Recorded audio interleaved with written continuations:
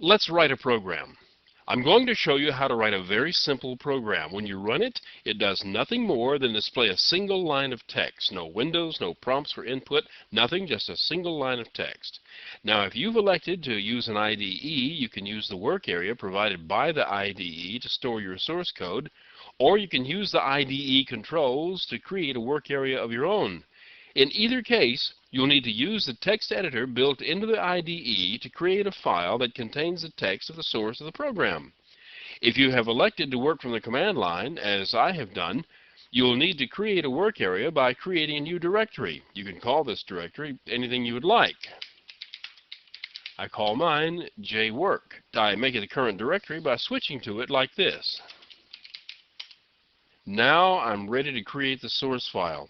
You can use Edit, Notepad, TextPad, or any other editor you'd like. I'm going to use my favorite editor like this.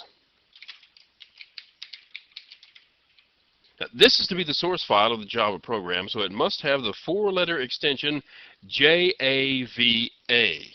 The name of the file must be the same as the name of the class it's going to contain, and the upper lowercase letters are important. As far as Java is concerned, there are 52 letters in the alphabet, 26 little ones and 26 big ones. This is more important to some operating systems than it is to others, but it is always important to Java. We begin by defining the class to hold our code.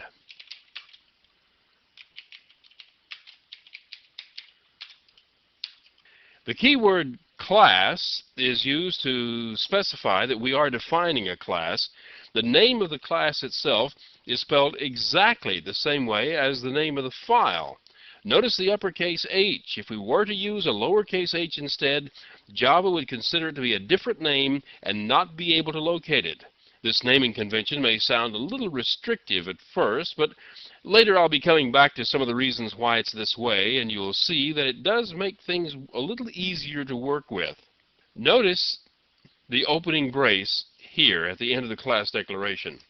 Everything following this brace and coming before the closing brace that I'll put at the end is included in the body of the class. All Java programs begin execution with a method named main, so that must be declared first, like this.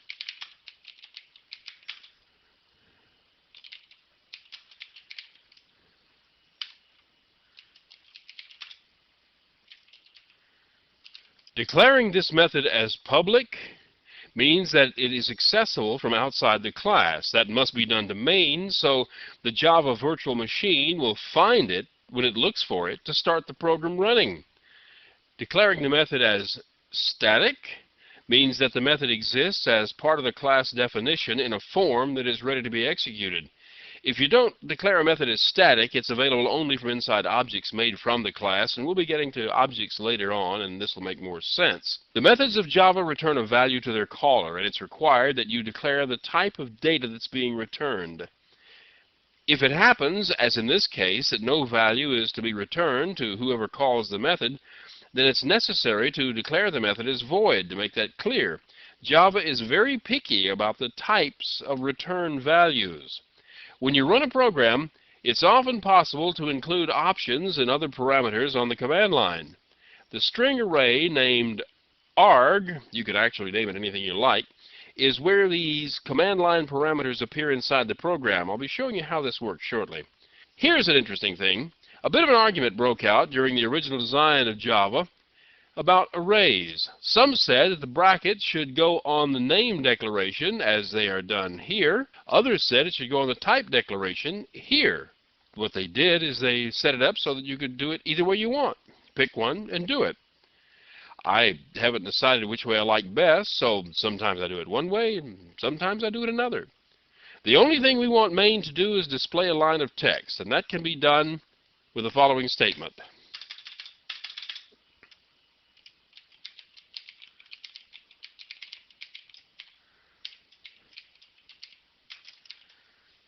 The system class contains an object named out that has a print line method, this is an L, has a print line method that prints a line of text. All that's left to do is end the main method with a closing brace like this.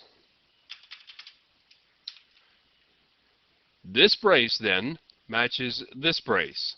The brace at the end, which matches the opening brace, which declares the end of the body of the class. And now it is a complete working program. All that's left to do is compile it and run it.